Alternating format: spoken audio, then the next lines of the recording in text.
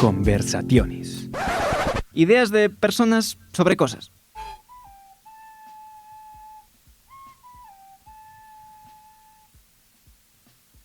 Os damos la bienvenida a Conversaciones, el programa en el que trataremos ideas de personas sobre cosas. Hoy escucharemos qué opinan Angus Feinhurst, Ana Pagés y Josep Tornatore sobre el olvido. La voz que se habla ahora es la de Fran Cabañas.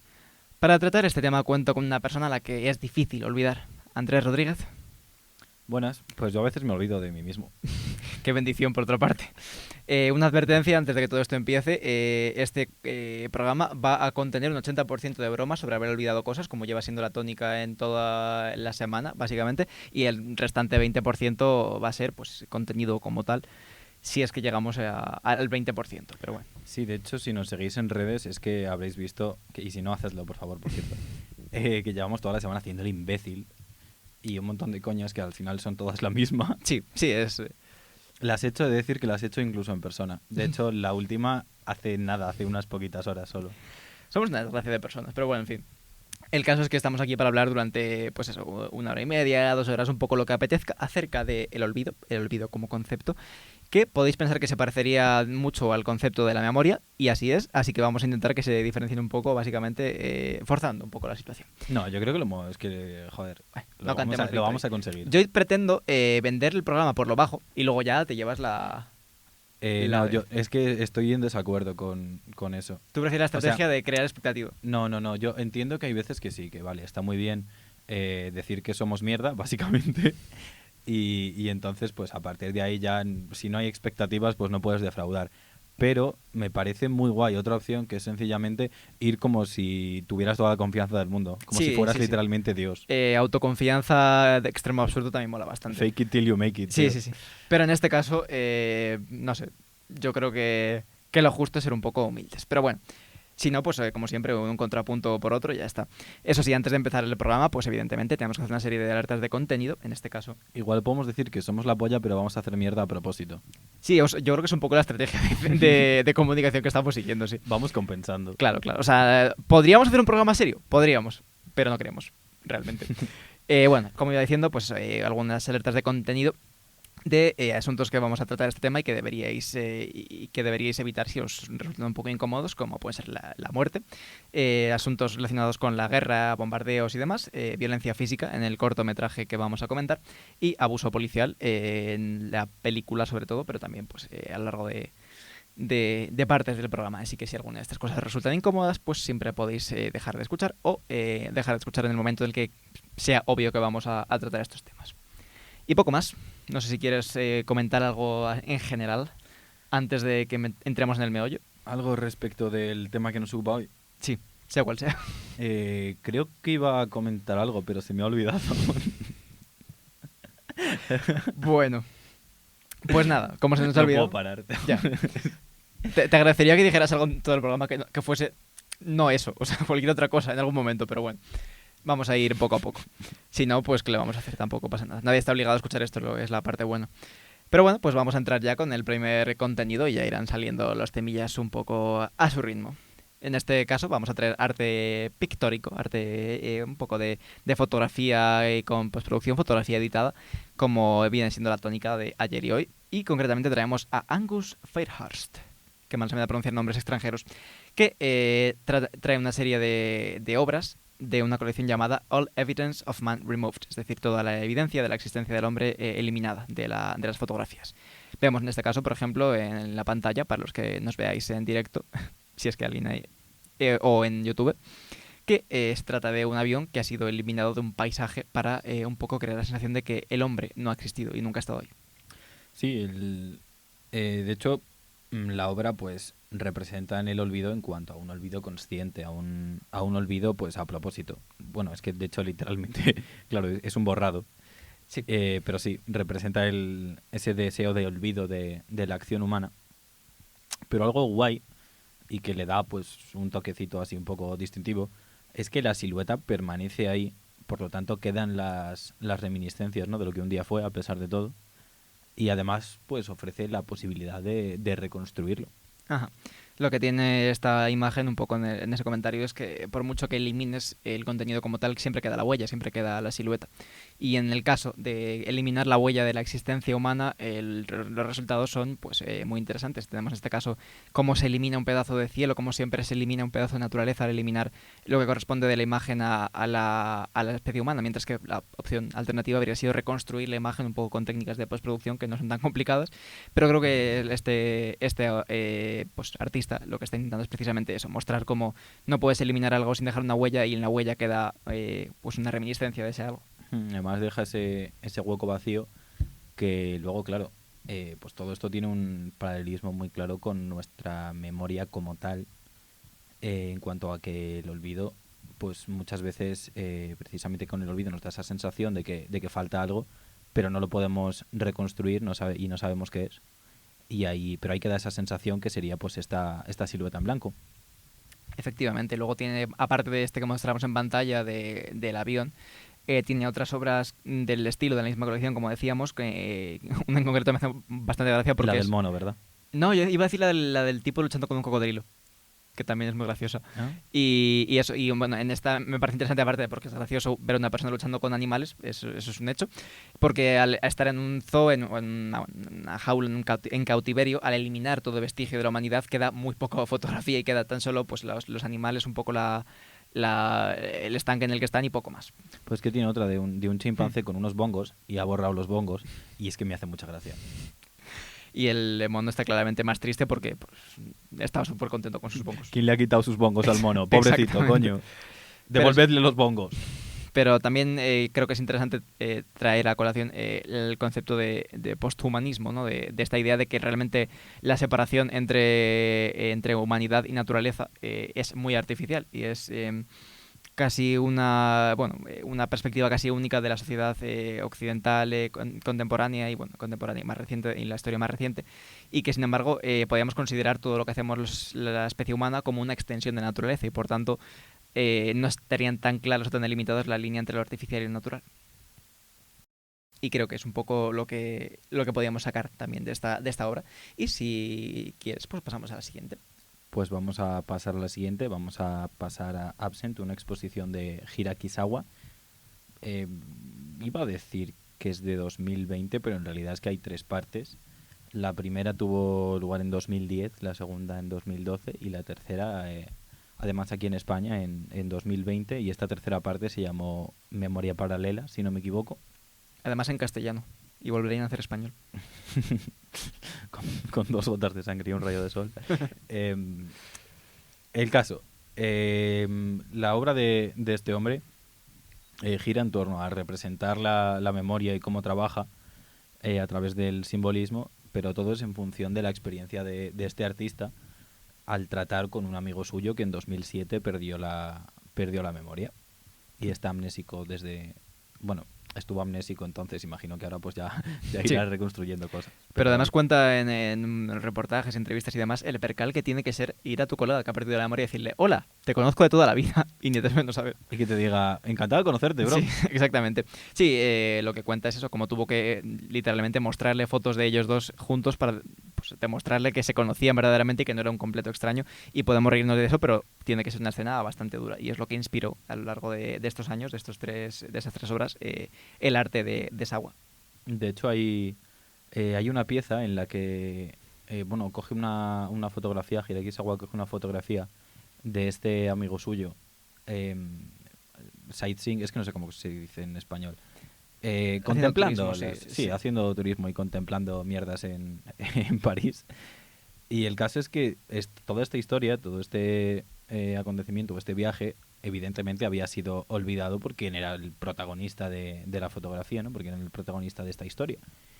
Y entonces Hirakisawa toma esa imagen y borra, como había hecho en las obras que traíamos antes, Angus Fairhurst, borra la silueta borra más bien la imagen de este hombre y de su amigo y deja solo la silueta, deja solo el contorno. Y eso está muy guay, o sea, no sé, me parece una representación muy chula del olvido, precisamente. Es de nuevo dejar esta huella y un poco complejizar un poco o profundizar en la idea del olvido como cuando olvidas algo, supongo que estás olvidando el contenido, pero también el hecho de que lo has olvidado, supongo que es muy típico. Sin embargo, aquí lo que hace es sencillamente eliminar el contenido, pero no puedes olvidar que ahí había algo que ya no está, mientras que en el olvido, que normalmente cuando se te olvida algo, normalmente no recuerdas que has olvidado algo, en eso consiste, ¿no? Pero además, Sawa, a lo largo de varias de sus exposiciones, va implementando diferentes medios y diferentes formatos como buen artista contemporáneo que es, y lo que hace en las obras más recientes es incorporar el vídeo, que es un medio con el que no había trabajado hasta estas últimas exposiciones y que le permite, evidentemente, incorporar un elemento muy importante si hablamos de la memoria, que es el del tiempo. El tiempo como esta dimensión que nos puede diferenciar el pasado del presente, que nos puede diferenciar un momento en el que existía algo y un momento en el que ya ha sido olvidado, y que le da mucho juego a este artista a lo largo de su obra. Sí, de hecho, el propio Sawa habla de que trabaja el tiempo como medio de creación y habla de esculpir el tiempo, que me parece un concepto bellísimo. Es un concepto, de hecho, no sé si esto se comenta en algún momento y tal, pero originalmente es de Tarkovsky, del director de cine ruso, que escribió un libro, de hecho, titulado Esculpir en el tiempo, en el que habla que precisamente que al contrario que todas las formas de arte, la película, el vídeo por extensión, es la única que puede manipular el paso del tiempo, que puede pararlo, que puede poseerlo hasta la infinidad y que por tanto se considera el arte de esculpir en el tiempo. Y a esto se ha dedicado, a incorporar esto a su obra, se ha dedicado en los últimos años Hiroaki Sawa, que he de decir, eso sí, que no se cansa de exprimir la amnesia de Está su amigo. capitalizando bien en la amnesia de su amigo. Joder, y tanto. Hay que 10 monetizar. años lleva ahí pim pam. Hay que monetizar los sucesos de la vida, hombre, como tiene que ser. Y bueno, una obra muy interesante, como decimos, y que pues precisamente nos habla de la vida propia como propia memoria y que la utiliza para crear arte y para darle significado a esta memoria y a este olvido, precisamente. Y como han hecho a lo largo de toda la historia muchos otros artistas, concretamente ahora vamos a hablar de poesía, vamos a hablar de Gustavo Adolfo Bécquer, que me parece, sinceramente, el apellido más pedante del universo. Bécquer, en plan, CQ. Entiendo tu punto, pero en realidad está guapo. Está guapo, pero es un poco una... Es como la foto, el retrato de este que hemos puesto, el típico retrato de Bécquer. No puede ser que una persona sea tan guapa. No, a ver, el retrato ni de coña era así, yo creo que ni de coña. Es que me niego a pensar Pero- que una persona tiene un nombre tan guay y es tan guapo. Elige o una o la otra. Exactamente. No, no acapares, Y macho. encima es eso, romántico, no sé qué. En fin, me parece bastante feo, pero bueno. ¿Piensas que Gustavo Adolfo Bécquer lo tenía todo, el cabrón? Yo creo que es la imagen que tenemos de él, pero seguro que en persona era un mierda. Y seguro que no era tan guapo. Seguro que medía 1,50 o algo así. En fin. Gustavo Adolfo No se merece la envidia que le tenemos. es muy guapo, hay que decirlo todo. Gustavo Adolfo básicamente escribió un poema. Era porque está muerto. Jódete, Bécquer. Si tan guapo era. ¿Por qué está muerto?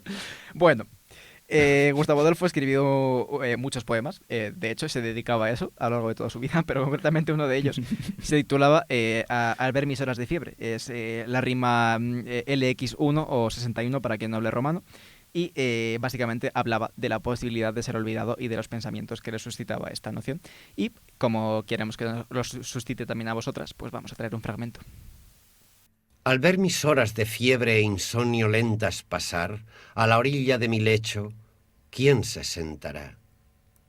Cuando la trémula mano tienda próximo a expirar, buscando una mano amiga, ¿quién la estrechará? Cuando la muerte vidríe de mis ojos el cristal, mis párpados aún abiertos, ¿quién los cerrará? Cuando la campana suene, si suena en mi funeral, una oración al oírla, ¿quién murmurará? Cuando mis pálidos restos oprima la tierra ya sobre la olvidada fosa, ¿quién vendrá a llorar? ¿Quién, en fin, al otro día, cuando el sol vuelva a brillar, de que pasé por el mundo, quién se acordará? Como decimos, Gustavo Adolfo Bécquer en este poema lo que reflexiona es acerca de la posibilidad, o de la certeza más bien, de que va a morir y se pregunta a lo largo de varios estados de este proceso. Primero estando enfermo o anciano quizás, luego moribundo, después ya muerto y durante el rito de su funeral enterrado e incluso más adelante en cada parte en una estrofa. ¿Qué será de él? Si alguien lo recordará, si alguien le dedicará algo en su memoria. Sí, es el miedo ya no solo al olvido póstumo, sino incluso al olvido en sus horas más bajas. Y bueno, este deseo, ¿no? que quizá tenemos todos de dejar huella en el mundo y sobre todo en quienes nos rodean y con quienes compartimos nuestra vida. Es interesante, yo creo que desde un punto de vista sobre todo ateo y agnóstico y demás, que si no crees en en una vida después de la muerte o en una reencarnación o algo por el estilo, tienes que aceptar tarde o temprano la certeza de que vas a morir, evidentemente, y de que no solo eso, sino que en algún momento vas a ser olvidado, porque si no hay una vida después de la muerte, tarde o temprano desaparecerás por completo. En polvo somos y en polvo nos convertiremos. Efectivamente. Y por tanto, pues esta preocupación de que tarde o temprano, por mucho que sea recordado y por mucho que evidentemente Becker está siendo recordado tantos años después de su muerte, tarde o temprano alguien pensará en ti por última vez y por tanto será una segunda muerte y una muerte probablemente definitiva. ¿A ti te preocupa que te olviden una vez muerto? A ver, no es tanto, o sea, no es preocupación porque realmente es algo que va a ocurrir. O sea, la certeza yo creo que alivia bastante esa sensación de preocupación. Pero es verdad que siendo, pues, no creyendo en la vida después de la muerte, es una preocupación que está ahí. Sin embargo, yo creo que es una certeza que hay que aceptar porque la alternativa es pensar que ser recordado por alguien que ni siquiera te conocía. Ser recordado como un nombre no tiene gran valor. Prefiero que me recuerde la gente que me conocía. Supongo que tiene sentido. Sí, con tu valor como persona más que como una cifra, Sí. casi. ¿Y a ti? A mí me suda tres cojones, la verdad. Gracias por elaborar tanto. No, a ver, si quieres elaborar un Sí, poco hombre, más. elabora, yo, a ya ver, que lo has traído tú. es sencillamente, me chupa tres pingos, ¿no? Que dirían. Pero básicamente porque, vale, mientras... O sea, en mis horas bajas, tal, todo esto que dice Becker al principio, guay. Ahí sí que quiero que Claro. me recuerden, evidentemente, porque todavía no estoy muerto. Pero una vez la rosque, me da igual. Claro, yo creo que la posición intermedia es rollo, vale, no os olvidéis de mí antes de que me muera, por ejemplo, así como, Claro, eso sí. como compromiso. Pero la ambición, y vamos sembrando para el programa de la semana que viene, la ambición de ser recordado después de tu muerte durante mucho tiempo por tu legado, es un poco, pues eso, absurda. Hay que admitir que en la mayoría de los casos no pasará y que además no tiene tanto valor Yo personal. es que me conformo con poco. Sí, La somos verdad. gente muy sencilla, es verdad. Sí, que... sí, sí, exijo poco, yo sé eso. O sea, de hecho es como, vale, mientras sea muy cuidado y no se me olvide, mientras esté vivo, aunque esté ya pachope los últimos tiempos, me da igual que me olviden al minuto de que me muera. Es que me da exactamente igual. Si encima, sin creer en la reencarnación, yo una vez ya esté muerto, es que ya qué más me da, si es que ya no soy nada. Ya no Efectivamente. existo, no puedo... Guardemos balas para el programa de la muerte, que va a ser uno que va a ocurrir tarde o temprano. Ay, pues justo te quería preguntar precisamente que sin... Es que, bueno, no lo voy a dejar para entonces, yo lo siento. Si Como no, pues quieras. lo Sí, sí, recuperaremos. podemos repetir este segmento, no pasa No nada. pasa nada. Pero sin creer ninguno de los dos en la reencarnación, ¿en qué te gustaría reencarnarte si fuera una posibilidad? El animal que mejor vive, tío, probablemente un gato o algo así. Es que vive muy bien. ¿Mm? ¿Y a ti? En Becker. Un poco tarde llegas. No, pero probablemente también en algún animal doméstico. Así, En algún animal que de estos estuviera que muy viven bien bien. cuidado, sí, sí, sí. Y además, bueno, O esto eso o en una ameba. también. En un animal sin conciencia de sí mismo. Cuanto más abajo en la escala evolutiva, mejor, ¿sabes? En una célula, Poca broma. en un organismo unicelular. No, y además que esto de ser olvidado cuando tal, ya no solo a nivel personal, sino a nivel de colectivo de la especie humana, me da como una especie de satisfacción cabrona de decir, vale, ahí me van a olvidar, pero a Sócrates también, que le jodan, tarde o temprano le van a olvidar, entonces estamos en las mismas condiciones. Somos... Nos iguala a todos, ¿no? Efectivamente. Pero bueno, he de decir que a pesar de Becker ser como es, a veces mola ser intensito y este poema en particular creo que es interesante a pesar de ser intensito. Está guapens, está guapens. Y Da que pensar. Da que pensar, efectivamente. Y hablando de cosas que dan que pensar, vamos a tratar un texto un poco más extenso, que vamos a tratar un texto algo más extenso, pero no tan extenso como yo pensaba originalmente, porque me he confundido con el siguiente, sino vamos a hablar a continuación de Donde habite el olvido, que es un texto de Carlota López de 2021, que efectivamente es bastante breve, incluso casi tan breve como el poema de Becker. Sí, es bastante breve también. Y bueno, nos presenta una idea muy distinta, ¿no? O unas ideas más bien muy distintas sobre el olvido. Y viene al menos al principio a hablarnos de esa necesidad de no ser olvidados para sentir sencillamente que existimos, que somos reales. Sí, habla de que somos, de que estamos condenados, un poco lo que decíamos antes, a convertirnos en olvido, a ser olvidados, y que sería pues una segunda muerte, una muerte colectiva, una muerte de ser olvidado, y la muerte última, en la cual ya no seremos más que restos. Y habla, además dice algo que es que por algún motivo me hace gracia, porque mi sentido del humor está un poco podrido, pero esto, somos un muerto en el banquillo. Realmente hay un muerto dentro de nosotros que tarde o temprano va a acabar saliendo. Y eso me parece una forma graciosa de decirlo. A mí sí, la verdad que sí, pero a mí me recuerda un poco eso al... vamos, me sugiere un poco como el olvido de nosotros mismos y el olvido como de las distintas versiones a las que vamos, bueno, que vamos conformando, ¿no? Sí, Nuestras distintas identidades o nuestros distintos arcos de personajes, un poco. ir cambiando de forma constante y cada día, bueno, el efecto acumulativo de cada día y cada vivencia, pero al fin y al cabo, pues sí, las personas no somos personajes, por mucho que queramos tener arcos de personaje, y es verdad que podemos olvidarnos de lo que hemos sido y ser personas radicalmente distintas. Y me sugiere este texto ya hacia el final o quizá en su totalidad, ¿no? Me sugiere como que para un nuevo conocer constante, un nuevo conocer que tiene lugar tanto con nosotros mismos como con terceras personas, que tiene lugar continuamente, ¿no? Como que implica una actualización del recuerdo, pero también una actualización del olvido. Y con esto me refiero a que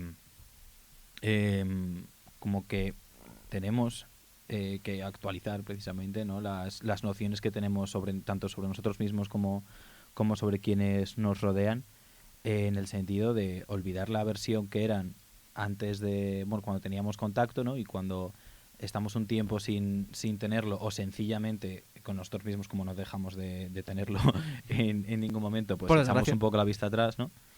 Y despojarnos de esas ideas que teníamos para crear otras. El abismo que se crea cuando después de mucho tiempo retomas una relación con alguien o te encuentras con alguien y pues inmediatamente tienes que olvidarte de la versión que tú conocías y darte cuenta de que ya no existe. Y también, como, bueno, hablando también de la muerte, precisamente, de cómo es la muerte lo único que nos congela en nuestro punto de nuestro arco de personaje, lo único que detiene definitivamente el cambio constante que es nuestra vida y que nos congela además en la memoria de la gente y pues a menudo podemos ser olvidados como muchas formas de nosotros mismos y quedar como en el recuerdo como la persona que fue conocida al final de nuestra vida, por ejemplo. Pues si te parece, vamos a ir ahora sí que sí Ahora sí. con el texto un Estupendo. poquito más amplio. Sí. Y por un poquito... La Bueno, verdad que nos referimos a una barbaridad. Sí, un libro completo titulado Sobre el olvido, de Ana Pagès. En realidad no sé de dónde es esta autora, entonces ni idea de cómo se pronuncia su nombre. Yo voy a decir Ana Pagès, Pagès, pero... perfecto, canon, a partir de ahora. Ana Pagès es pues, la autora de este libro y en el que habla precisamente sobre el olvido y tiene reflexiones interesantes que va como compartimentando relacionándolo con diferentes conceptos. El título tampoco da pie a error, ¿eh? No, si es que en realidad de forma subconsciente todos los contenidos de este programa lo estamos eligiendo por eso, porque el título te dice exactamente lo que hay contenido. Ya está. Como nos gusta, si es Como que nos no... gusta. Sencillez. No Pero podemos hacer otra cosa. Concretamente, pues hay capítulos del sueño y el olvido, relacionando el olvido, la memoria con el sueño, de olvidar durante un momento para catapultarse a lo nuevo, mientras habla del olvido, perdón, en relación con los lugares y con los espacios, relacionándolo con diferentes elementos del mundo.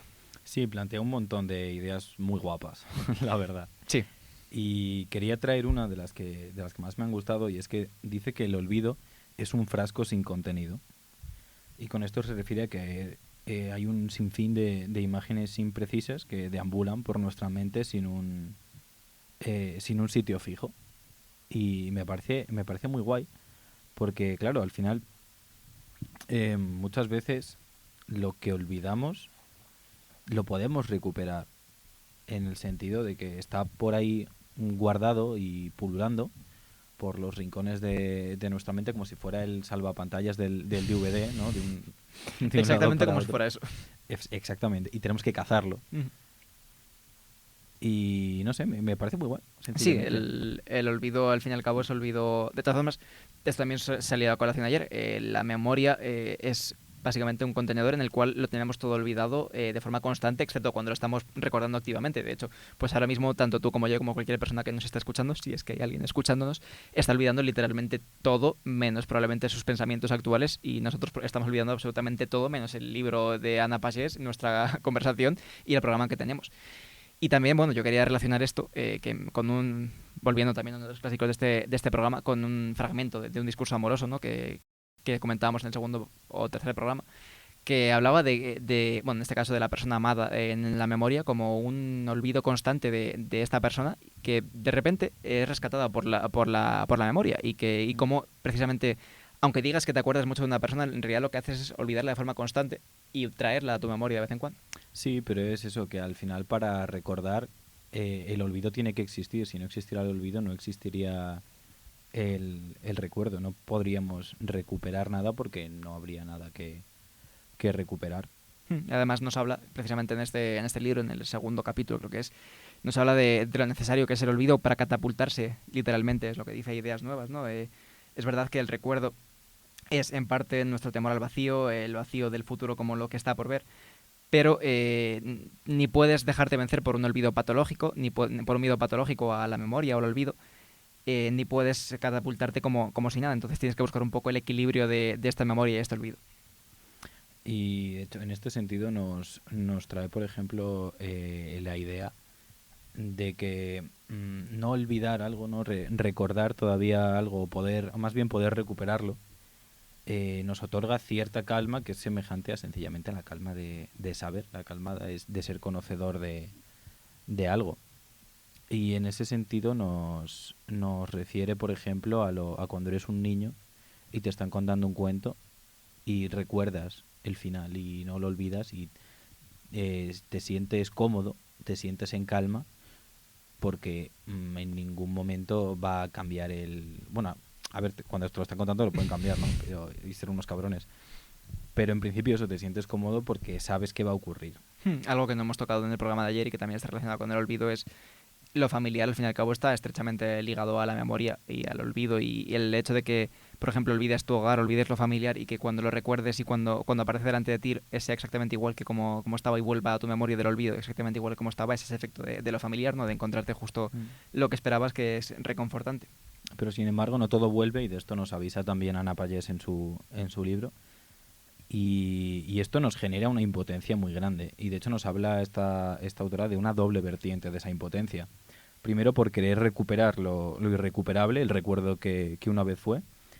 Y por otro lado el querer olvidar y fracasar en el intento de olvidar. Y es que en nuestra mente está esa ausencia del olvido, pero también esa presencia a su vez. Hay una dualidad del olvido.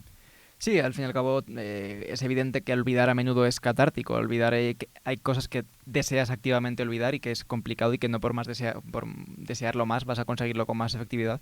Pero existe evidentemente estas dos vertientes. Tanto es en ocasiones reconfortante tanto olvidar como recordar. Y además, esto es algo que ya he mencionado antes, que este primer capítulo de esta obra, de este libro, relaciona el olvido con el sueño y hace una reflexión que considero muy interesante, que es además subversiva con respecto a las ideas generales y intuitivas de la memoria, dice que es el olvido lo que nos desvela y es el sueño el recuerdo lo que nos adormece, perdón. Entonces, lo que normalmente sería visto de la forma opuesta, reflexiona que es así.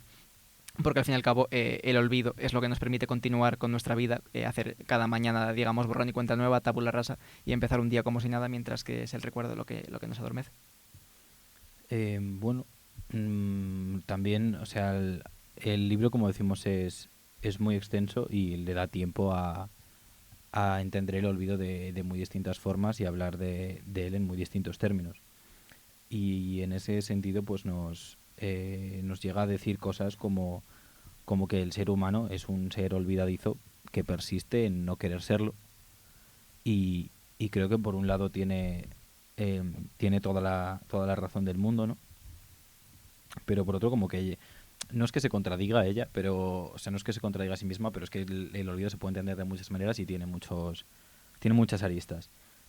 Y entonces pues nos habla precisamente del olvido como como no recordar sin querer, por ejemplo, o sea, con distintas acciones, como ese no recordar sin querer, pero también de que el olvido puede ser no localizar un recuerdo por no revivirlo, siendo consciente de que está en nuestra mente y con ese compromiso frágil de no volver a acceder a él porque nos hace daño, por ejemplo. Hay una, una relación muy compleja entre la voluntad humana, la voluntad del pensar activo, el pensar racional y la memoria, porque Sí. no es en absoluto sencilla. Evidentemente, la memoria es algo... Bueno, en general, la mente humana es un fregado en el que no nos vamos a meter porque no lo entienden ni los neurocientíficos más avanzados, ni la gente que hace la ciencia, Odio profundamente la complejidad de la mente humana. ¿verdad? Pero eso, si no lo entiende la gente que hace la ciencia, no lo vamos a entender nosotros, que somos los pringados, básicamente. Pero es verdad que... Soplagaitas. Plagaitas, parguelas, en fin. Pero bueno, es verdad que se puede reflexionar a nivel superficial de cómo no existe una relación directa entre lo que quieres pensar, entre lo que quieres recordar y lo que recuerdas, y lo que quieres olvidar y lo que olvidas. Y por tanto, pues ocurren asuntos como eso, como olvidar cosas de recuerdos hermosos y tener para siempre grabados en la memoria traumas, como veníamos hablando también en el programa de ayer y como es muy relevante para el caso del olvido. Y hay dos ideas más que me pierden de este libro. Y la primera es que estamos completamente desorientados en la lucha contra el olvido, en esa lucha por la recuperación de un recuerdo. Y no hay absolutamente nada a lo que aferrarnos. Cuando queremos recuperar algo, y aquí entra además la segunda idea, hay un no sé qué que sentimos que falta, hay una nada de magnitudes infinitas que reconocemos, pero que no sabemos recuperar. Y no tenemos absolutamente ninguna herramienta y nos comemos muchísimo el coco, le damos muchísimas vueltas, pensamos mucho. Y no tenemos absolutamente nada a lo que agarrarnos para tirar de ahí y recuperarlo. Es horrible, es una sensación espantosa. Es una sensación espantosa que a mí, hombre, evidentemente con cualquier recuerdo, pero algo que me pasa a mí a menudo es la sensación de haber soñado algo y olvidar ese sueño de forma inmediata es lo más desesperante del mundo, porque claro, es tu mente, no puedes agarrarte a nada y es muy incómodo porque sabes que hay algo ahí, pero no recuerdas exactamente qué es y luego igual vuelve cuando menos lo intentas y es una relación efectivamente muy, muy compleja. Encima, además, con los sueños en concreto, muchas veces sabes que ha estado guapo, que lo Sí, has disfrutado sí. y no puedes recuperarlo y dices, me cago en la puta. Efectivamente.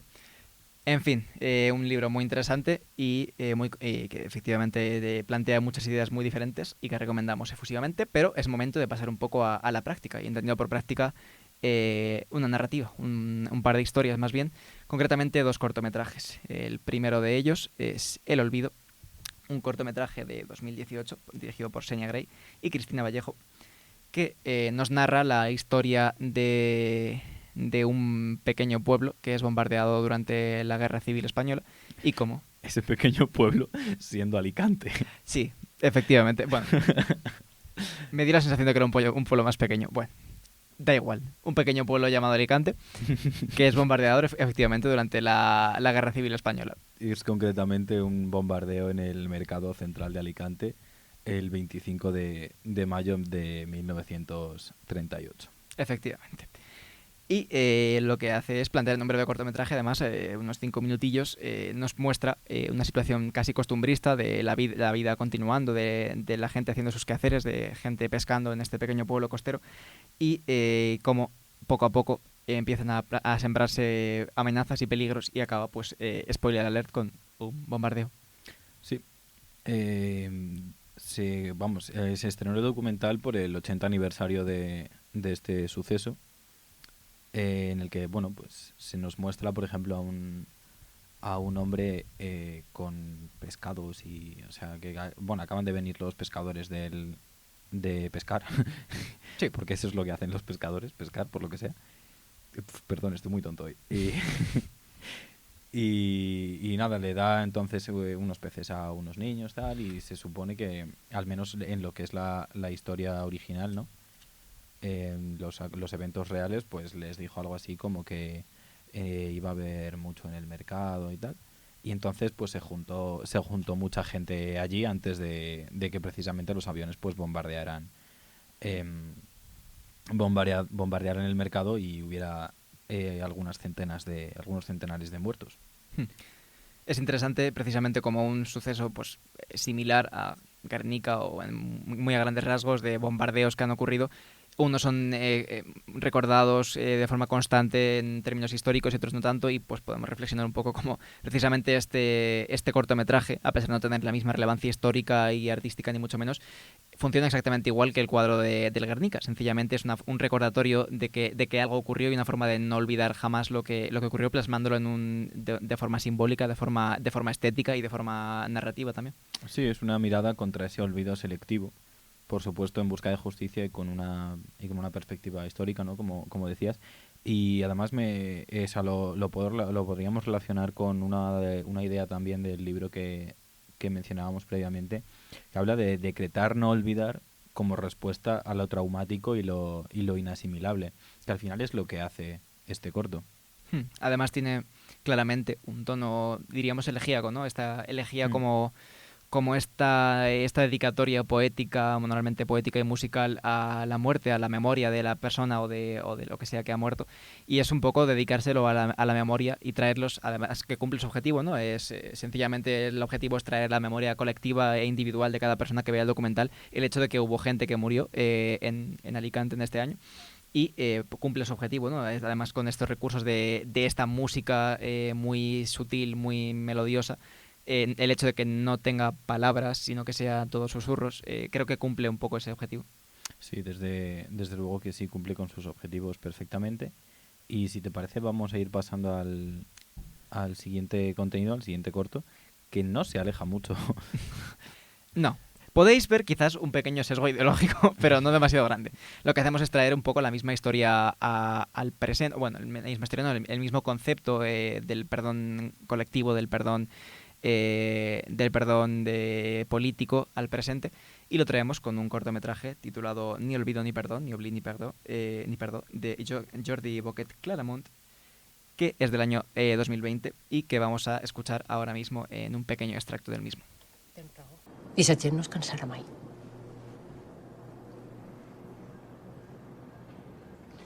Com us queden forces per seguir en això, mama?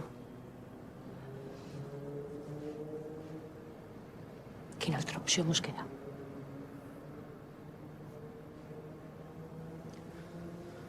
Va.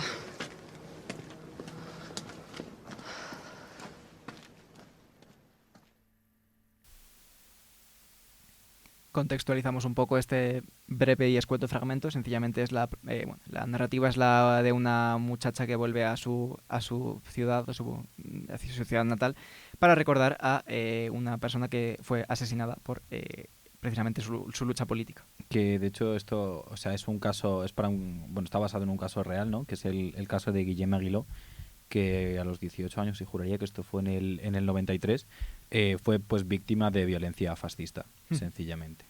Sí, efectivamente es, podemos decir una víctima, aunque a menudo se habla de que son caídos precisamente en la lucha, porque es una lucha que tomó de forma voluntaria y por tanto no es una víctima pasiva. Pero bueno, más allá de debates terminológicos, semánticos, fue una persona asesinada por su acción política a manos de grupos fascistas y de ultraderecha, y se le recuerda de forma actualmente, evidentemente, por su lucha. Y la narrativa es la de una persona que vuelve a su pueblo para esta rememoración y tiene que lidiar con el odio de la gente que sigue latente en esa ciudad, y tiene que defender su memoria de la gente que intenta mancillarla, por así decirlo.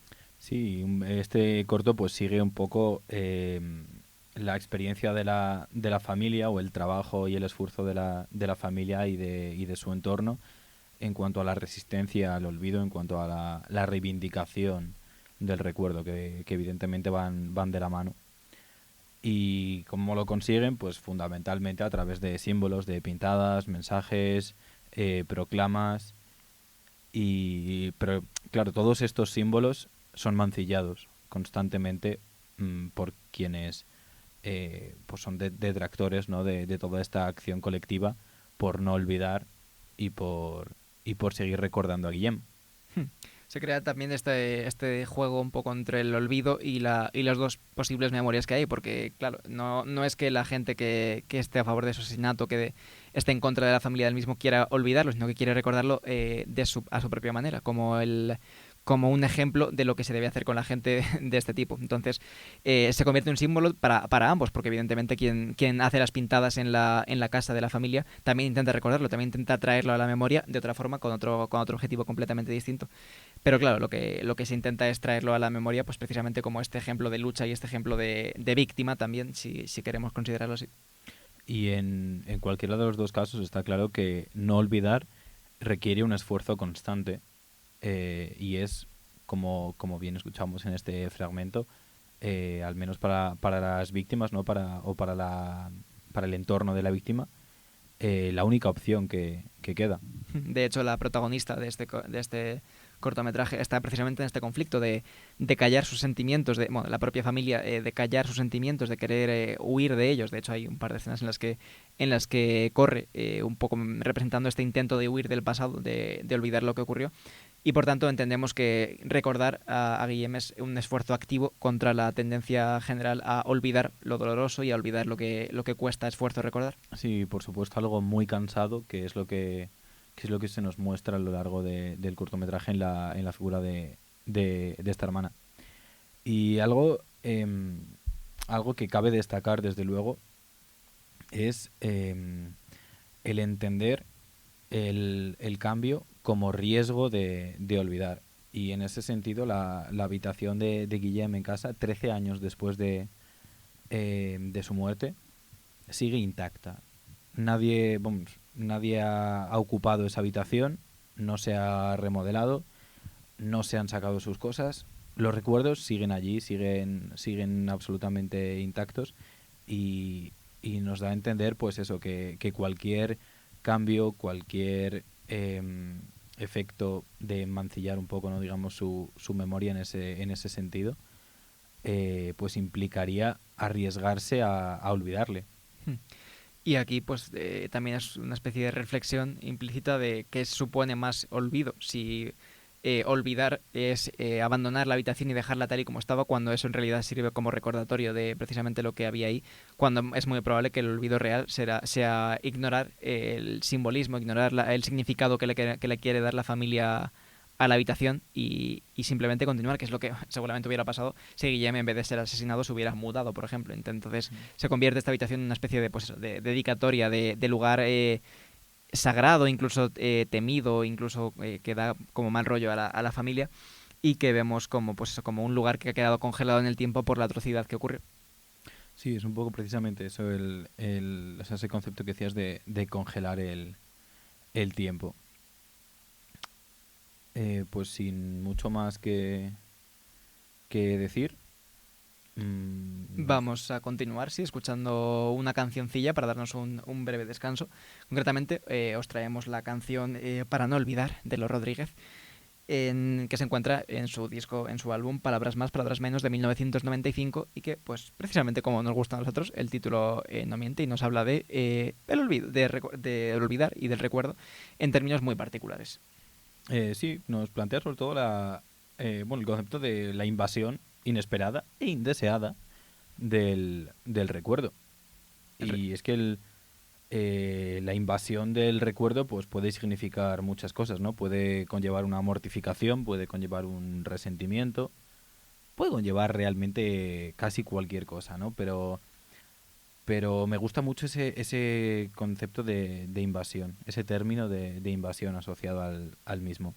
Este recuerdo entrometido precisamente señala a lo que comentábamos antes, que la memoria rara vez es voluntaria, o bueno, la mayor parte del tiempo no es una memoria consciente y voluntaria, sino que hay recuerdos que simplemente asaltan por lo que sea, y cuando precisamente intentas librarte de ellos, como pueden ser al final de, pues, una relación que acaba de forma tormentosa, sencillamente que acaba, puede ser, pues, un recuerdo entrometido como algo negativo.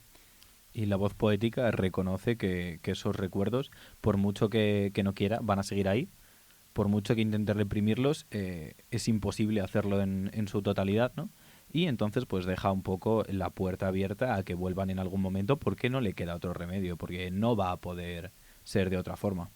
Además, al igual que varios otros contenidos que hemos mencionado antes, relaciona la memoria y el olvido como dos caras de la moneda, con el duerme-vela, con el dormir y estar despierto, y también lo utiliza un poco como metáfora. Pero bueno, ¿qué vamos a decir nosotros que no digan mejor Los Rodríguez de 1995 en este Para no olvidar?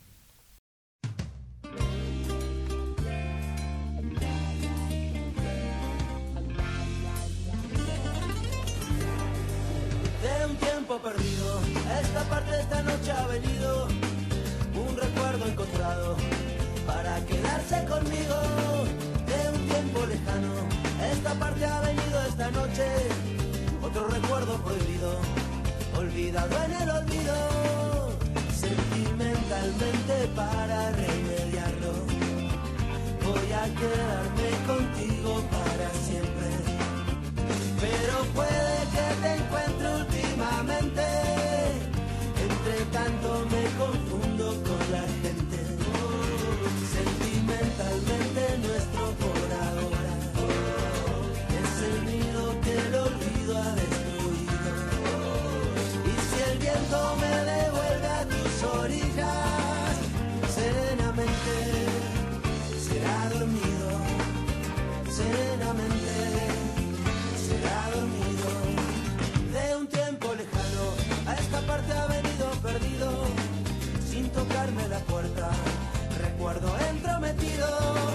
De un tiempo olvidado ha venido un recuerdo mojado, de una tarde de lluvia, de tu pelo enredado. Como siempre que se cambian los papeles, voy a quedarme dormido en tu cintura. Y si me despierta el día presumido, déjame quedarme un poco en las alturas, para que contar el tiempo que nos queda, para que contar el tiempo que se ha ido. Si vivir es un regalo y un presente, mitad despierto, mitad dormido, mitad abierto, mitad dormido.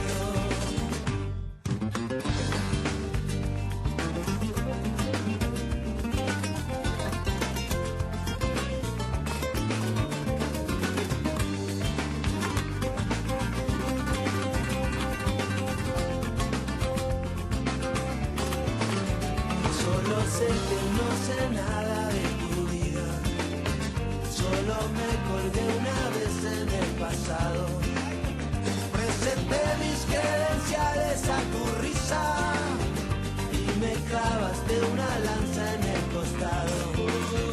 Creo que no te dejé jugar con fuego, solo nos dijimos cosas al oído. Y si un día te encontraré una mañana, será posible, será dormido, será posible, será dormido.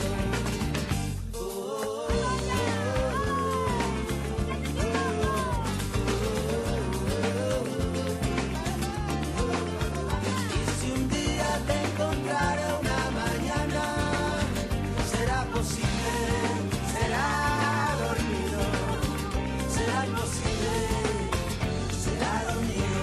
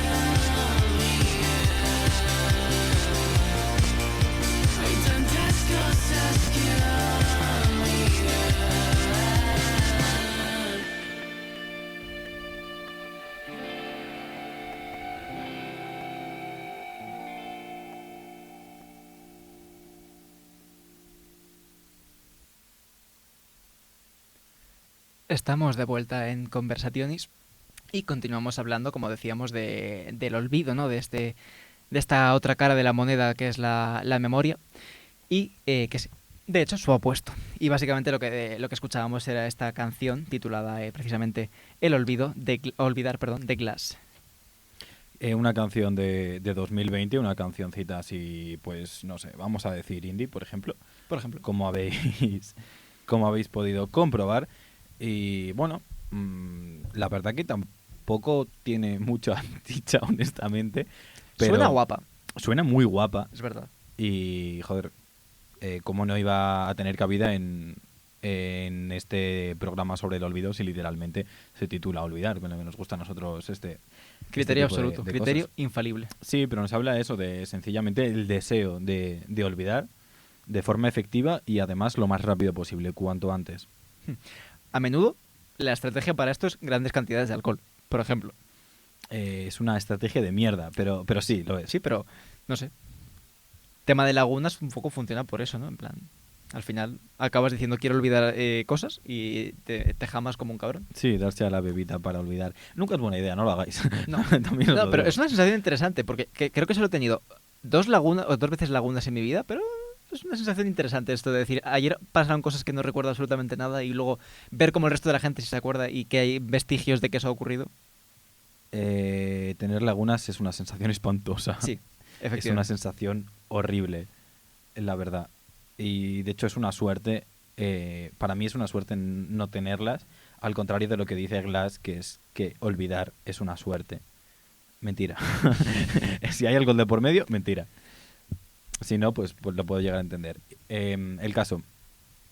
La canción nos habla, de hecho, la voz poética de la canción nos habla de que tiene una lista de cosas que olvidar, ¿no? En la que está pues a quien se dirige directamente. Es un poco, evidentemente, que pues oximorónico casi, si cabe tal palabra en este contexto, de decir, pues precisamente tengo una lista en la que apunto cosas que quiero olvidar. Es un poco pues eso, el juego de contradecir precisamente la noción de olvidar con apuntar, con escribir cosas. Sí, con recordártelas, precisamente. Pero bueno, nos plantea más que nada, ya hacia el final, antes de repetir la misma frase 20 veces, la huida hacia adelante y ese pues no querer volver atrás. Y como evidentemente la canción no tiene mucha chicha en términos de letra y de palabras, hay que decir que suena muy guapa y que, bueno, evidentemente Sí, podemos extrapolar este tono súper alegre y súper marchoso a la sensación de olvidar como algo agradable, de olvidar como algo deseado y como algo que la voz poética, en este caso, está buscando activamente. Lo cual nos lleva probablemente a preguntarnos cosas. Entre ellas, nos preguntamos concretamente si hay cosas que es mejor olvidar. Esta pregunta que os hacíamos por redes sociales, que os hacemos ahora para que cualquier persona pueda responder. Y que precisamente hemos recibido una respuesta, bueno, de hecho, dos respuestas. Una pública en nuestro Twitter que lee, y cito textualmente, definitivamente sí, XDD. Lo cual, a pesar de ser una respuesta muy escueta, es casi un haiku, ¿no? Porque tiene una historia detrás, claramente. O sea, tiene No, eso vamos, tiene mucho subtexto. por supuestísimo. Y Me gustaría que quien la haya puesto, que sé perfectamente quién es en realidad, no, quien la haya puesto. Se nos ha que olvidado. me encantaría... Joder, ¿cómo estamos? Ya. Me encantaría que elaborase, pero sé que no lo va a hacer de ninguna forma. Bueno, sin coacción no, pero habría que ver. Pero sí, esta es la respuesta que nos ha llegado públicamente, y la respuesta que me ha llegado a mí por canales privados es que les gustaría olvidar nuestro podcast y concretamente el chiste de mierda que llevamos perpetuando en nuestro podcast desde que se anunció el programa del olvido, con lo cual coincido. Yo no. En fin. Y bueno, no sé si tenemos opiniones nosotros como personas que conducimos y hacemos esta La pregunta. tenía, pero se me ha olvidado. Puedes Vale, no. voy a parar ya. Venga. No, sí, desde luego hay cosas que es mejor olvidar. Me recuerda todo esto a un tuit sobre hacerse fuerte y no sé, o sea, sí, sobre hacerse fuerte, sobre que hay experiencias que te vuelven pues una persona más tal o La más noción de curtirse, ¿no? De... Sí, todo eso. Tío, me gustaría no tener traumas. A ver, no, ya. no tener que pasar por ellos para yo qué sé, ser mejor persona o para crecer en uno u otro ámbito. Claro, yo no estaba pensando evidentemente a nivel de traumas. O sea, yo iba a decir que olvidar sería gustoso, pero no muy sano mentalmente. Quiero decir, no al nivel de traumas, porque evidentemente los traumas son literalmente eventos que evidentemente ojalá no hubieran ocurrido, pero en general el olvido más mundano, más de quiero olvidar esto que me pasó que es negativo, evidentemente no me parece lo más sano, porque precisamente el olvido, o sea, la memoria es un mecanismo para no, pues para aprender y para no cometer los mismos errores. Entonces sí, molaría olvidar, suena gustoso, sí, pero no creo que sea muy buena idea a nivel práctico. A ver, yo creo que depende. Sencillamente, la propia Ana Pallés pues, nos decía, por ejemplo, ¿no? que el olvido es un poco la tendencia a la vida, en el sentido de que necesitamos dejar atrás lo irreconciliable, y se convierte el olvido un poco en un mecanismo de supervivencia. Y es que hay cosas que si no las olvidamos, pues nos volvemos majaretas, ¿no? Pero es verdad... Cucubananas. Cucubananas, totalmente. Pero es verdad que hay otras que mientras no nos impidan seguir con nuestra vida, pues está guay recordarlas, precisamente en ese sentido que hablabas tú de aprender y ser consciente de las cosas y actuar un poco en relación a nuestras experiencias, ¿no? Claro, luego la jodienda es cuando, por motivos, los motivos que sean, le das más importancia a unos recuerdos de las que deberían tener, pues como lo típico que se dice, ¿no? De repente estar en tu cama tranquilamente y que tu cerebro te empieza a putear con recuerdos vergonzosos de cuando tenías 13 años y decir, ¿por qué está pasando esto? Que te bombardee con ¿Qué clase de mecanismo de defensa de mierda es este? Pero bueno, supongo que sin llevarlo hasta ese extremo, pues habría que estar un poco en el medio, que es donde dicen que está la virtud, si es que está en algún sitio. No sé qué decirte. ¿O no? Bueno, pues nada.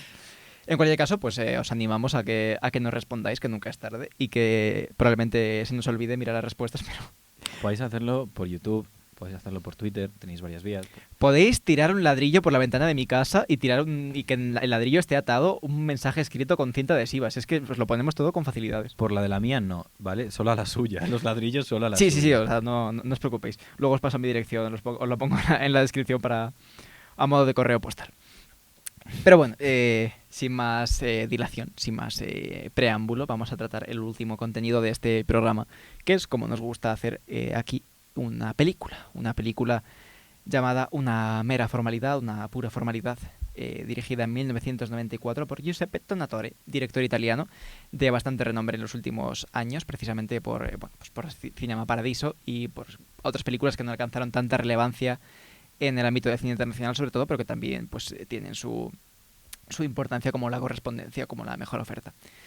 Es una película, concretamente, en la cual un personaje que a priori parece desconocido, pero luego no resulta desconocido, pero que luego resulta ser un escritor de novelas bastante exitoso, bastante prolífico al menos, aparece con una aparente amnesia en un bosque, en un lugar totalmente despoblado, y es detenido por unos policías cuando no aparece pues básicamente desconcertado y sin documentación, y además siendo sospechoso de un asesinato que ha ocurrido en un lugar cercano.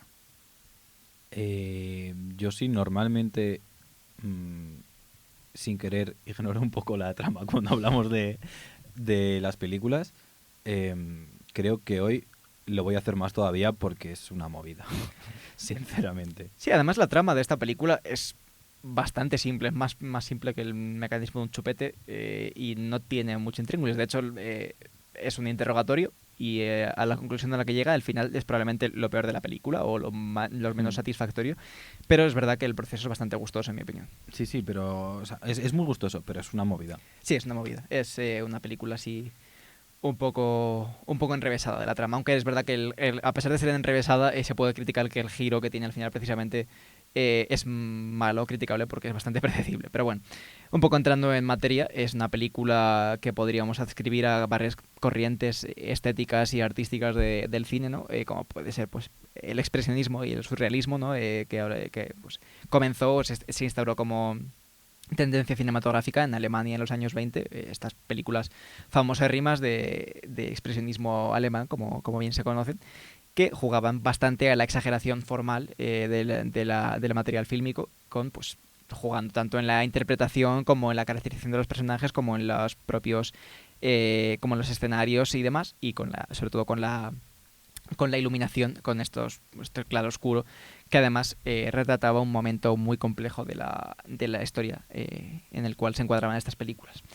Y esta corriente de influencia vanguardista, a su vez, tiene su repercusión en la corriente del cine negro, el cine noir, que pretende un poco desentrañar la sociedad en términos de su escala de grises, de lo que está oculto en la misma, precisamente jugando a este blanco y negro, a esta oscuridad de la imagen y utilizándola como metáfora para la oscuridad de la sociedad. Y como vemos también en esta película, que puede considerarse sin mucho problema un cine noir contemporáneo, bueno, moderno en este caso, quizá no ya contemporáneo. Y además tiene, pues ya por rematar, un elemento muy claro de thriller psicológico en el cual, pues precisamente hay un misterio que hay que resolver, pero el misterio no es tanto lo importante, sino que lo importante es qué significa el misterio para la psicología, para los personajes que están involucrados. Porque como comprenderéis, pues si estamos hablando sobre el olvido, algo tendrá que ver esta película con ello. Así que para ilustrarlo, pues vamos a escuchar un primer fragmento. D'avoir noué cette amitié, d'avoir connu cet homme dont le corps venait de tomber sous mes yeux. Ce corps avait besoin d'un souffle. Et j'ai écrit ces pages. À ses yeux vides, il fallait un regard. Il fallait à ses lèvres une dernière plainte. Il fallait à ce rêve une sorte de dormeur. Votre petite histoire est très intéressante. Bravo, c'est très bien dit aussi. Mais elle ne m'amuse pas du tout. Je ne comprends pas ce qu'elle veut dire, monsieur de Vinci. Ce que vous appelez ma petite histoire est tout simplement une citation tirée d'un grand roman dont l'auteur s'appelle Onof. Onof. Vous n'avez vraiment pas de chance, hein? No la hemos encontrado en doblada Sí. en español, ya lo sentimos. Sí, otra alerta de contenido francés, lenguaje francés. Lo siento, no había otra opción para En nosotros. realidad, creo que no habíamos traído esta semana todavía ningún francés, ¿no? Me parece muy extraño que no hayamos traído ningún francés. Sí, pero de hecho es que justo lo estaba pensando antes de empezar con la película, estaba pensando, creo que ayer y hoy no hemos traído ningún francés. Pues nada, ahora toca doble dosis. Pero bueno, el fragmento es precisamente una de las primeras diálogos, una de las primeras discusiones que hay entre el protagonista de esta historia, este Onof, escritor un poco confuso y involucrado en ciertos asuntos turbios, con el comisario que lo interroga en la comisaría acerca del crimen que se ha cometido en la cercanía. Y como este comisario le cita una novela que luego resulta que ha escrito el propio protagonista en un giro súper efectista, pero que luego se desarrolla de forma bastante más interesante. Sí, el caso es que, como decíamos, on-off, que ya pues desde el nombre se nos plantea algo, como mínimo, ¿no? ¿Significado tiene? ¿Cuál? No, sí, Ah. sí. El caso es que no tiene documentación ni nada que acredite o de pistas sobre quién es. Y como bien decías, pues lleva incluso llega al olvido de su propia obra, o al menos el aparente olvido de su propia obra, de sus propias creaciones. Y a mí, este fragmento y todo lo que le rodea, decir que me recuerda a la escena de The Office de Identity Theft is not a joke, Jim. Obviamente. Porque tengo el cerebro que tengo y he intoxicado por los contenidos por los que los tengo intoxicado, lo siento. No pasa nada. Es verdad que es un escenote. Es muy, muy gracioso. Pero bueno, en este caso no está robando la identidad de otra persona, sino que intenta olvidar la suya propia o no recuerda exactamente la suya propia, pues simbolizado en este caso por el hecho de que no tiene documentación de forma pues eso, metafórica de cómo no tiene propia identidad. Y además, pues como decía mi compañero, ese nombre es on-off, encendido apagado, un poco forzado el significado del nombre, pero ya nos indica algo. Y además, cuando le preguntan cómo se llama al principio del interrogatorio, lo que hace es responder con la descripción de otro personaje, un personaje de otra de sus novelas, un poco desdoblando y desligándose de esta identidad propia. Y como hemos podido comprobar, el propio, el comisario, ¿no? Quien le interroga, a pesar de ser conocedor de su obra, pues no le reconoce, pero no es el único que no le reconoce y por eso se piensa que pues que está impersonando, no sé cómo, suplantando a otra persona. Se me cruza el inglés, hay veces que no me sale en español. Maldito colonialismo cultural. Pero no es el único que no reconoce a Onof, sino que el propio Onof no se reconoce a sí mismo tampoco. De hecho, hay un momento del interrogatorio en el que el comisario dice, Ya no sé por qué, o sea, ya sé por qué no te he reconocido, porque sueles llevar barba y te has quitado o sea, y ahora no la llevas, te has quitado la barba. Y Onof como que se sorprende ante el olvido de un cambio tan sustancial como es el llevar o no llevar barba. Y de hecho, en un momento dado se mira en el espejo y tampoco se reconoce y se siente ajeno. En un espejo, además, que de nuevo de forma simbólica está empañado, bueno, o sucio probablemente. Las dos, quizá. Las dos probablemente. Pero sí, representa un poco esta neblina mental en la cual no se reconoce o empieza a reconocerse a sí mismo una vez que se da cuenta del cambio, efectivamente. Y como decíamos antes, ha olvidado que ha olvidado precisamente su barba. Y además en esta escena en la cual se intenta reconocer a sí mismo la primera vez que le dejan en soledad después de empezar el interrogatorio, está en un baño, está solo y además está con ropa que no es suya, está y se mira, como decimos, en un espejo. Y esa ropa ajena, además, pues suma para esa pérdida de identidad. Ujú. Porque es que además se nos presenta un poco como un extranjero, luego más adelante como un forastero, más adelante se nos explica su presencia ahí, se dan varias coartadas contradictorias además, como probablemente ahora elaboramos un poco, pero en principio la primera escena de la película, que igual es demasiado larga, por otra parte, pero lo que vemos es a un Onof prácticamente corriendo, más bien por el bosque, como si de un salvaje se tratase y como si de alguien recién llegado a este lugar se tratase. Y como es un desconocido completo, se nos presenta pues como un forastero, como un recién llegado, como este epítome de la otredad en una comunidad cerrada como es la de la comisaría de este pueblo. Si alguien, desde luego, ajeno, al menos en el sentido de que está desorientado, de que no pertenece a esa realidad, y de hecho nos da la sensación al principio de que incluso se la cuestiona. Ujú. Además es un escritor que ya pues evidentemente tiene su subtexto, es una persona que registra la memoria, que registra el pensamiento propio, que tiene la tendencia a registrar lo que pasa por su cabeza. Y sin embargo en la propia película hay un momento clave en el cual pide papel y boli para escribir los pensamientos que tiene, quizás notas para una futura novela, y ninguno de los bolis que le ofrecen escribe. Entonces tenemos a este escritor que lleva toda su vida registrando sus propios pensamientos, pero ahora mismo es incapaz de recordarlos. Le pasa un poco como a Stephen King, ¿no? Que no recordaba los propios libros que había escrito porque estaba hasta las cejas de cocaína. No sabemos si es el caso.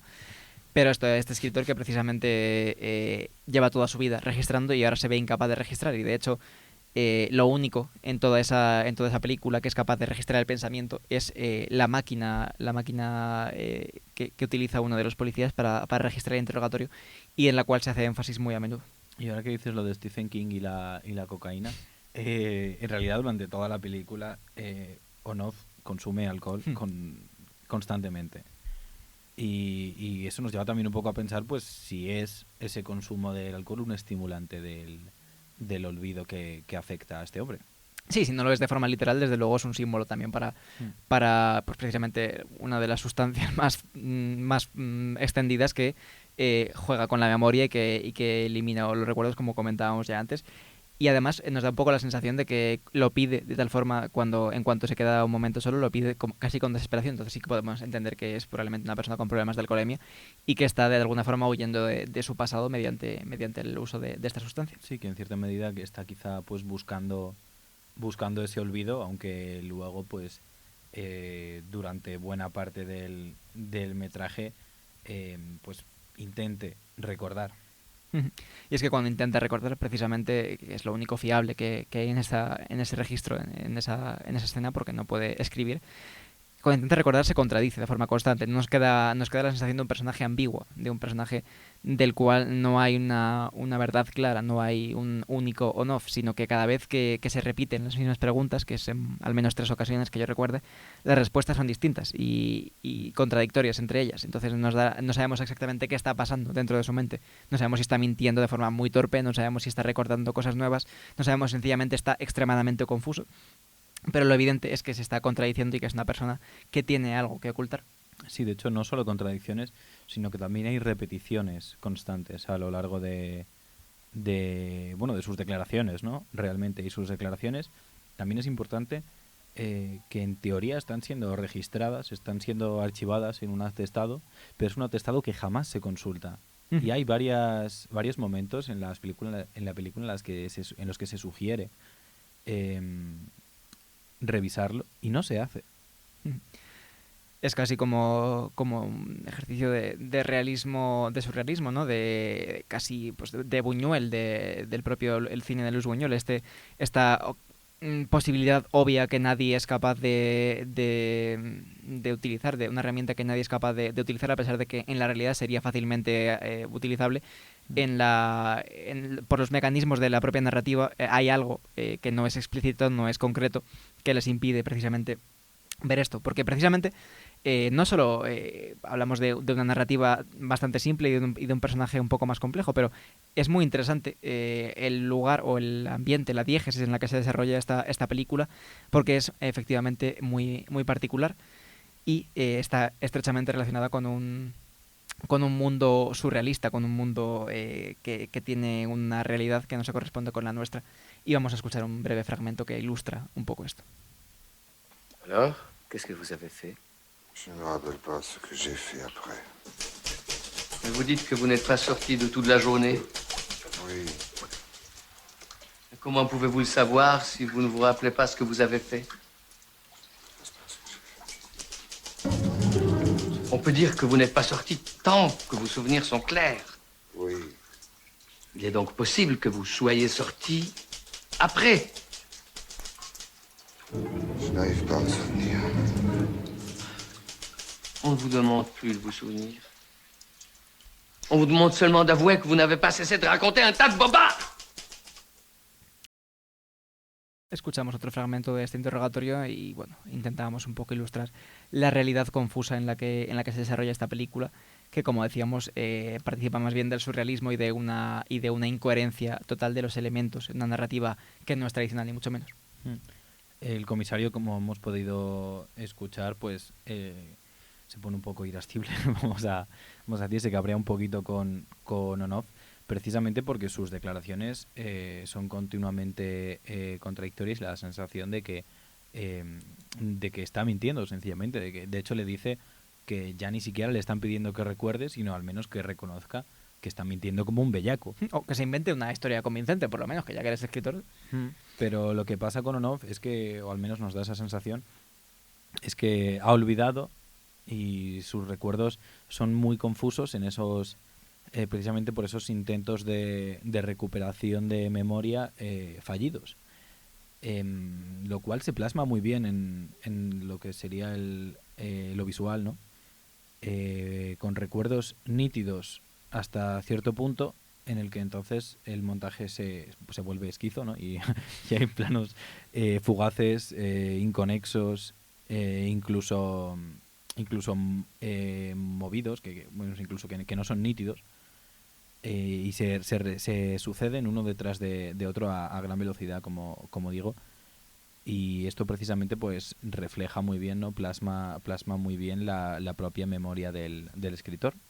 Sí, además en varias ocasiones no solo son estas sucesiones de imágenes que crean la sensación de una memoria confusa, sino que además asaltan al personaje de forma diegética en la propia narrativa cuando en contra de su voluntad. Hay pues, planos en los cuales se lleva las manos a la cabeza como queriendo simbolizar que está pensando algo en lo que no quiere pensar o algo que le incomoda, y es precisamente cuando el espectador se ve asaltado por lo mismo que entendemos que está saltando a Onoff, que son recuerdos confusos, recuerdos rapidísimos, recuerdos vertiginosos.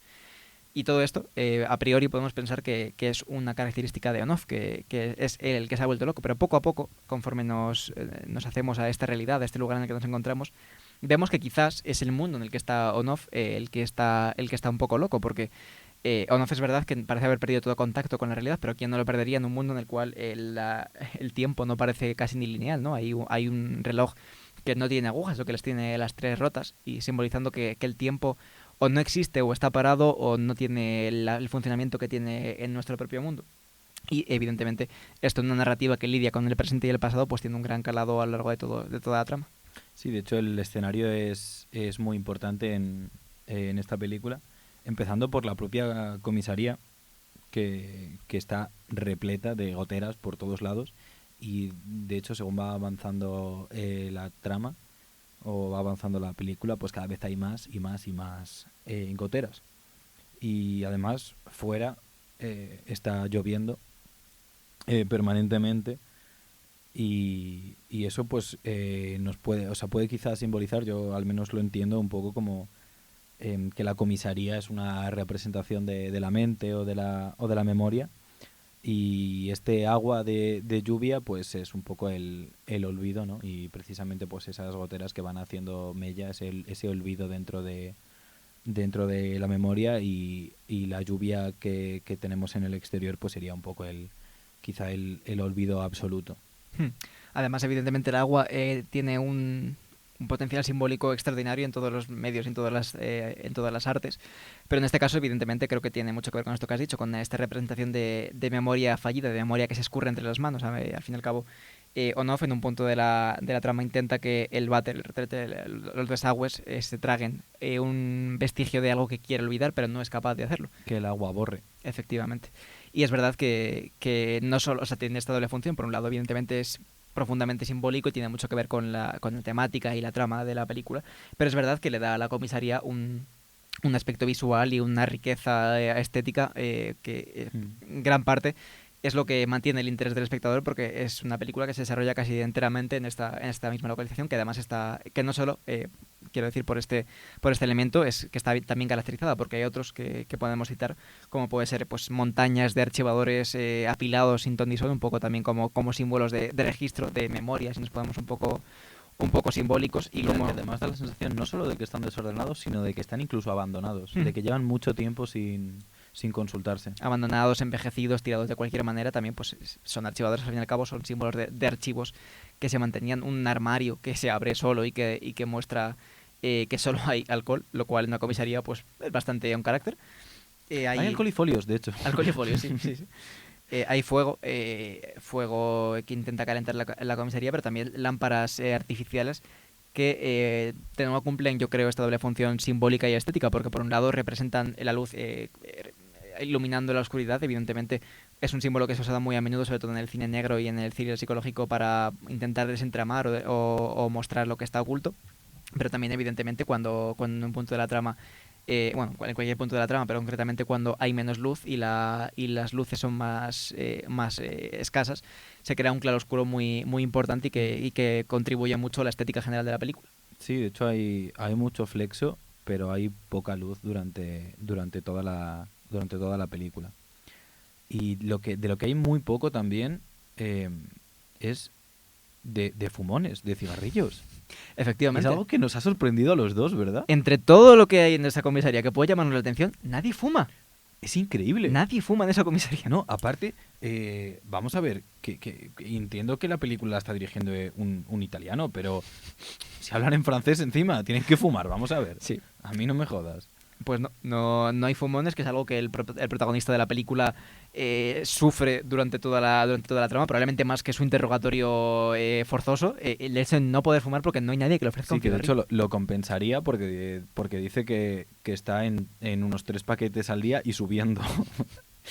Lo cual valdría para realmente cubrir las necesidades de toda la comisaría. De una población de tamaño medio como puede ser Alicante. Sí. No, sí, pero de verdad que nos ha sorprendido profundamente que no haya ningún fumón. Sí, pero bueno, en la comisaría pues también, no solo el propio espacio dentro de la comisaría, sino que parece estar aislado del resto del mundo. No llegamos a ver lo que hay casi alrededor por esta tormenta, esta oscuridad. Y además el otro escenario que se nos presenta, que es justo al principio de la película, que es donde aparece el protagonista, es un bosque, que es un símbolo recurrente del subconsciente, de lo que está oculto, de dónde se encuentra alguien que no sabe dónde se encuentra. Además el protagonista está precisamente perdido. Y de hecho en un momento dado que intenta huir, todo lo que rodea a la comisaría sigue siendo bosque. Realmente no vemos, o al menos la trama no se sitúa en otro punto de edificaciones en ningún momento. Sí, de hecho el único otro lugar al cual se hace referencia que podía estar en las cercanías es una estación a la que hace alusión el propio Onoff, el propio protagonista, que después nos dice el comisario que no existe, que ni siquiera hay una estación en ese pueblo. Y llegados a este punto, el primer reflejo es darse cuenta de que Onoff está mintiendo, pero yo llegados a ese punto ya me creo que cualquiera está mintiendo o que ambos están locos. Entonces se crea un poco esta sensación de que nada tiene sentido, tan agradable y tan interesante del surrealismo. Y el otro espacio que se nos menciona es la propia casa de campo de Onoff, pero solo la vemos en recuerdos, y son recuerdos de los que no nos podemos fiar, evidentemente, porque la película tiene una narración que no es fidedigna, como ha quedado claro. Y otro elemento que también responde a este toque buñuelesco, si se puede decir, que es esta llamada de teléfono que no puede hacerse, este impedimento casi metafísico totalmente injustificado para algo que a priori es una acción física bastante sencilla. Pues evidentemente el ejemplo más claro es estas personas que no consiguen salir de un salón cuya puerta está abierta, y un poco tiene este eco en este teléfono que está ahí, pero que no se puede utilizar por una justificación que se da, pero que aún así responde también a esta sensación de crear un mundo que no tiene sentido. Y contribuye también a ese aislamiento, por supuesto, de la comisaría del que hablábamos hace un momento. Y como comentábamos, pues en un punto de la trama, On-Off intenta huir y se encuentra con otro de los símbolos, o uno de los símbolos en los que más énfasis se hace en esta comisaría, que es la trampa. Hay dos. Cepo. Un cepo, concretamente. Se come un cepo para osos. Supongo que será para osos por ese tamaño. Y además, no solo que hiere al propio On-Off, sino que en el armario, aparte de folios y vino, hay una trampa para ratones. Entonces este elemento que es recurrente y que se relaciona estrechamente con la trama que se desarrolla, que es la de interrogatorio, y que nos sugiere que On-Off ha sido atrapado, o le han tenido una trampa casi. Y en cuanto a este simbolismo, ¿no?, de la comisaría, la memoria y demás, quizá pues podríamos reconocer el cepo y este intento fallido de huida como la imposibilidad de huir de una pugna con la memoria, que al final es lo que está haciendo On-Off durante toda la cinta. Y para ilustrar esto, pues tenemos un último fragmento de la película. Alors quand vous vous êtes réveillé à 3h30 du matin pour contempler le plafond, vous n'étiez pas seul.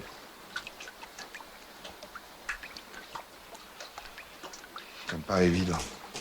Pourquoi vous m'avez dit que vous étiez seul? J'ai pas dit ça. Consultez votre procès-verbal. Mais pas maintenant, tout à l'heure, vous m'avez dit que vous vous êtes réveillé juste avant le chant du coq et que vous étiez seul.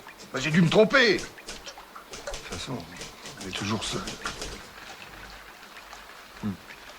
Depuis combien de jours êtes-vous dans votre métairie? Ça fait à peu près 9 jours.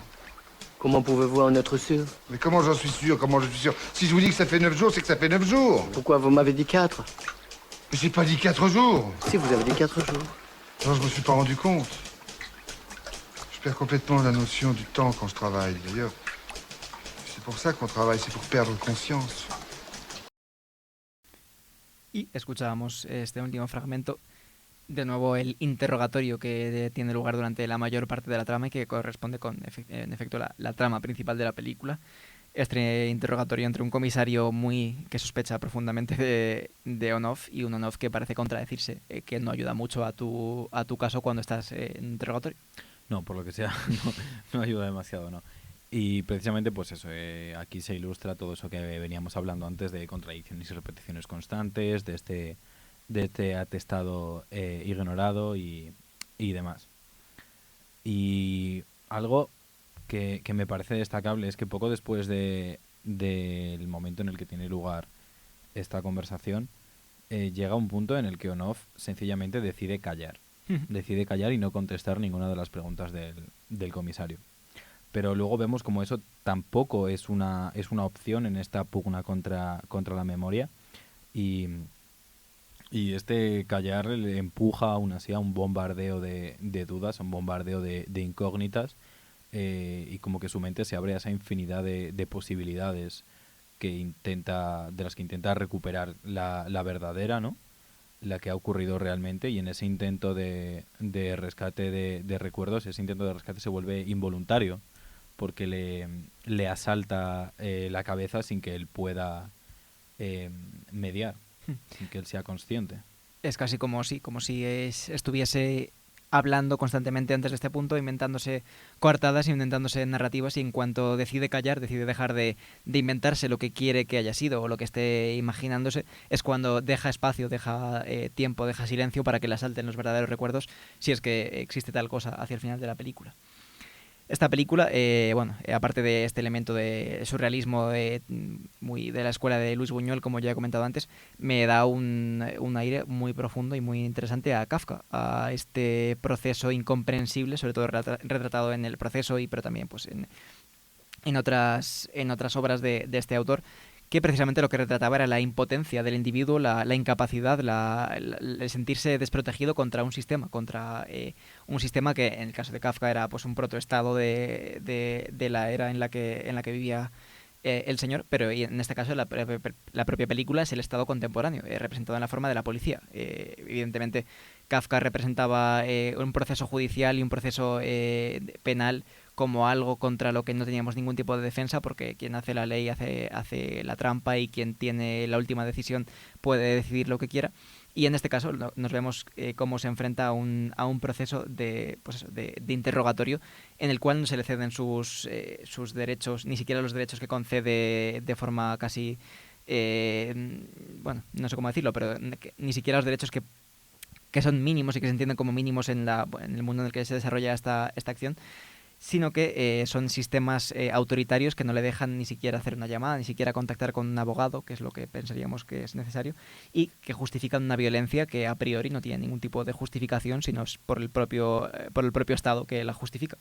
Y de hecho esto que decías se ve luego de forma explícita en un momento en el que Onofre casi intenta como interrogar de vuelta al comisario en cierta medida, o al menos como una herramienta para recriminarle que es incapaz de recordar todo y que se está sintiendo evidentemente violentado por las acciones del propio comisario.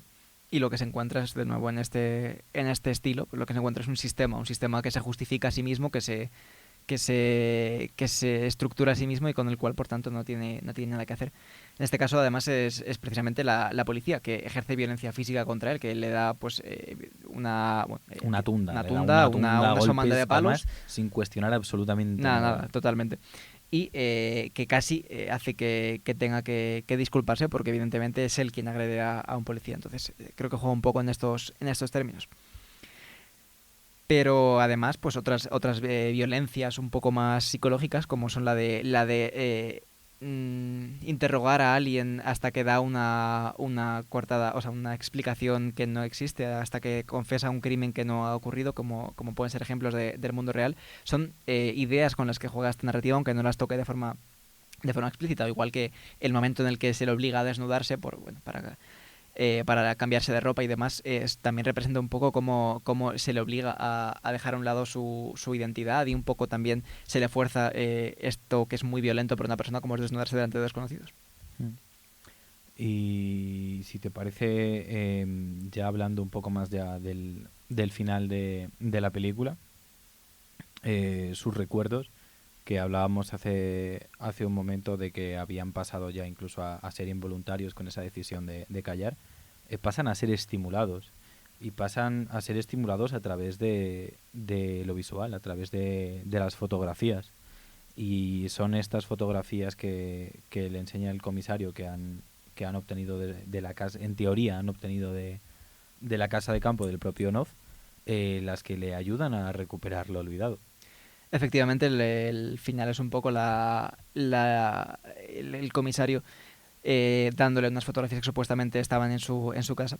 Pero yo quiero volver en este punto a, evidentemente no hay una sola interpretación de ninguna obra y que le jodan a la interpretación original, pero yo en este punto, después de tanto tiempo, entiendo que tampoco tienes que fiarte del comisario, ni mucho menos. Tampoco tienes que entender que por el hecho de que veas las fotografías como espectador tengas que creer que esto es la única versión, porque al fin y al cabo esta película sigue una tradición de una narrativa con un protagonista poco fiable, con un narrador poco fiable desde que existieron en el cine, probablemente con el Rashomon de Kurosawa, y que nos habla precisamente de que no tenemos que fiarnos solo porque el cine sea el medio más cercano a la realidad, pero si entendiéramos la película como algo que a priori tiene sentido, si la explicación lógica sería esta.